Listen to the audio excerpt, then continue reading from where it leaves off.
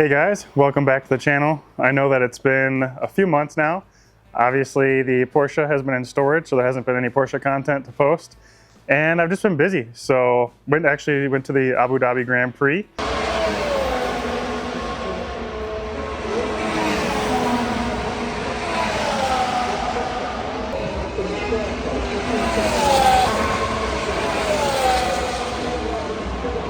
I got engaged in Dubai. And just been dealing with the holidays and busy personal life, so haven't really made any videos. So today I'm going to do just a quick kind of hodgepodge of things, a little bit of early spring, late winter cleanup in the garage.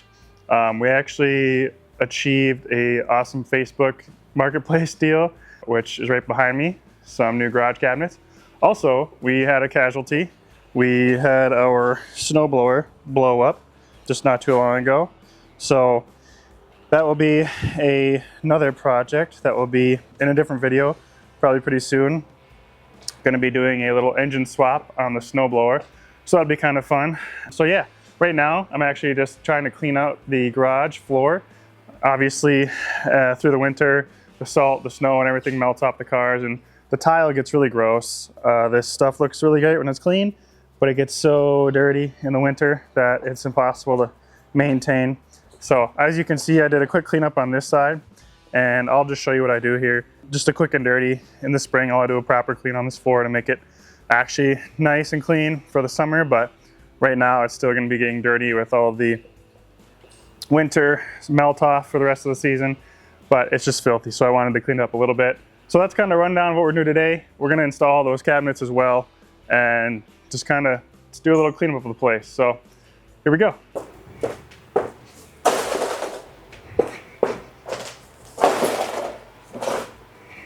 So the quickest, easiest, most low effort way to clean up your Midwest garage in the winter when it's just full of junk is to actually just grab some snow, assuming you have it, and just throw a couple of shovels of snow and start spreading it out.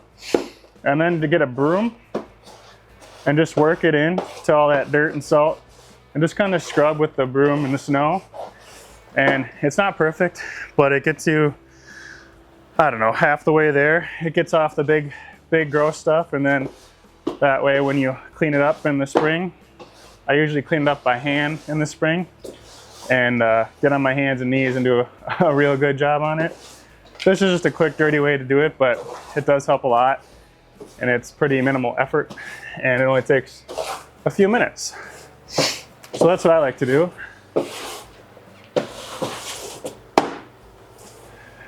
Makes me feel a little bit better about the whole winter situation. Obviously, being a car guy, winter is not my favorite season in the world, but having a decent garage where I can still work on other projects and still enjoy being out in my car space helps make the winters a little bit more enjoyable. Now I also do have both of the heaters running in here today, which helps to melt this a little bit, give us a little more of a liquid slush to help push around. It's also almost 40 degrees outside today. It's the warmest day we've had in about a month around here, so that's also helping. You definitely want to do this on a warmer day or heat your garage if you can. Makes all the difference. And then there will be some, water residue left over. But as long as you got some heat, leave the garage open. It'll dry up pretty quick.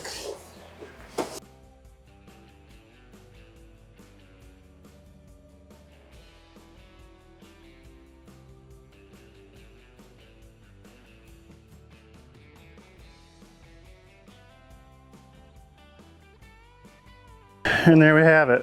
We have garage floor that's much cleaner than it was before. Still pretty dirty, but helps in the short term. Like I said, in the spring I get down on my hands and knees with rags and a bucket, and I really scrub the floor to make it look as clean as possible. Then it lasts pretty much the whole summer when it's clean, because it's just dealing with rain and dust and things like that. But this winter grime where it's mud and salt and snow that just melts and cakes up, it gets pretty disgusting. So just a quick way to get a little clean on it. Okay, everybody alert the authorities because we've secured this week's Facebook Steal of the Week. We have bought NewAge Pro Series garage cabinets. Now this came from the set of the 10 garage cabinet bundle from Costco. I'll throw that up on the screen. But I only took 6. I took the 4 uppers and then I took the 2 side tall cabinets. Primarily because I didn't have room. All I had was the Tundra and I had to fit all this into that truck. I didn't have a trailer or anything.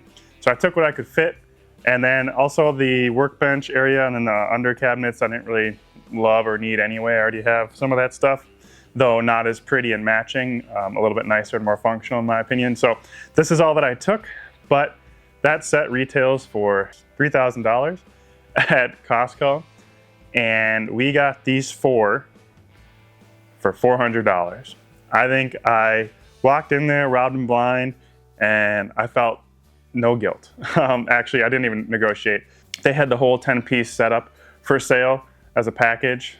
They were moving that day from their house and they just needed to get rid of it. And I just said what's the best they could do if I took these 6, and they offered $400. And I didn't hesitate to accept that deal. I didn't negotiate at all. I thought that was more than fair. I've been looking for some nice cabinets for a while, but I just couldn't stomach the cost. I just didn't think that it was worth it for me. But I couldn't be happier with the deal that we secured on these. So now the biggest thing is to decide where to put them and if they'll fit and how they'll fit. So originally I was planning to put them across the top and move this workbench over and do a tall cabinet on the left, a tall cabinet on the right, and then the 4, uppers across the middle there. But that would not work. That will move the cabinets in front of the TV, and then I've got to move the TV, and I like where the TV is, and it's not gonna work. So I am going to do some rearranging and see how these will fit and just make them work. And if we can't make them all fit, we'll sell a few and no big deal. So that's the Facebook Steal of the Week, and let's get those installed.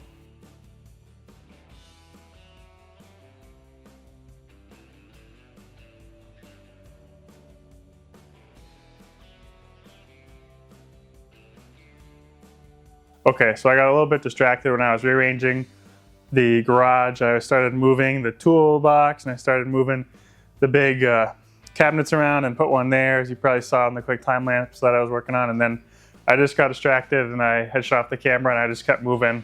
And I realized that what I was doing wasn't really film worthy anyway. So I ended up moving the cabinets back over into this corner where I previously had a shelf.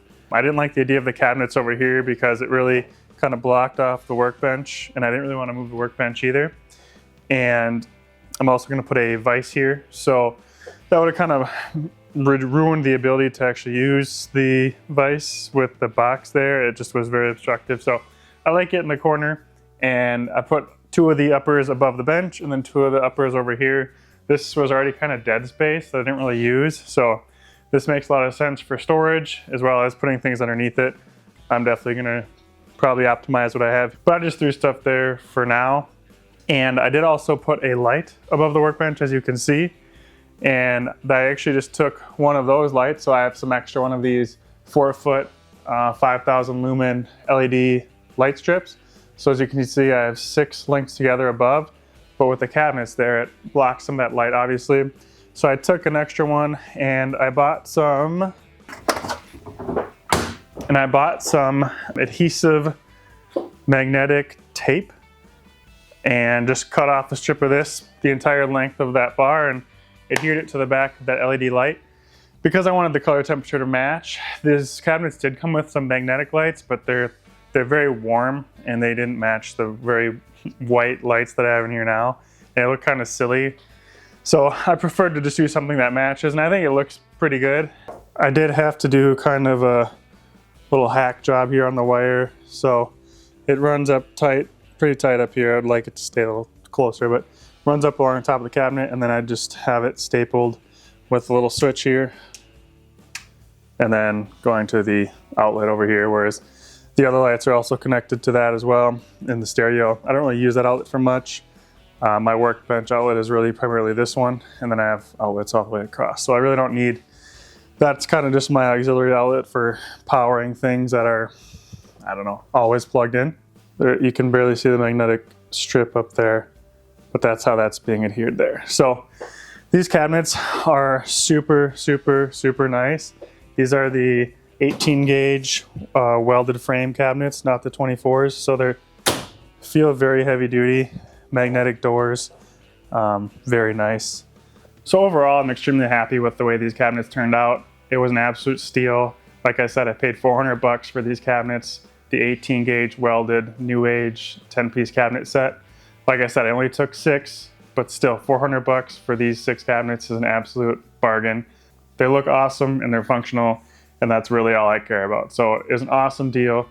Very happy with it. Other than that, I don't have too much to report for updates. The Turbo S is still in storage. I do have some new custom forged wheels on order for the car, so those should be coming in about a month, and the car will be out of storage hopefully by then as well, and we can get back to some more Porsche content. I obviously still have the Golf. That's why you may have noticed my wardrobe change.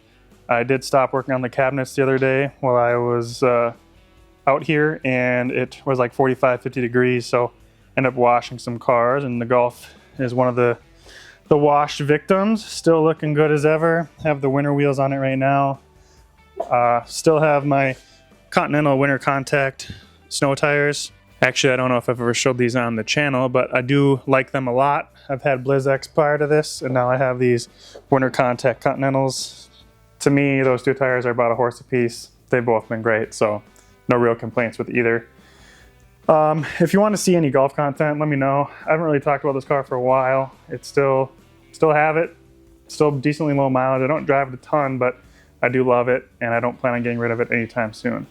I have done most of the modifications that I'm probably ever going to do to it, just because it's good the way it is, and I don't really plan on doing much else. So I can make a video doing an overview of that as well, since it is my primary daily combined with the Tundra over here. But the Tundra doesn't get much love. It's more of a workhorse. It just kind of stays dirty, gets the maintenance it needs, and nothing else. So that's all I got. The next video is probably going to be me working on this snowblower over here you see torn apart with the engines on the workbench. But other than that, thanks for tuning in for this winter update, and I will see you in the next one. Thanks.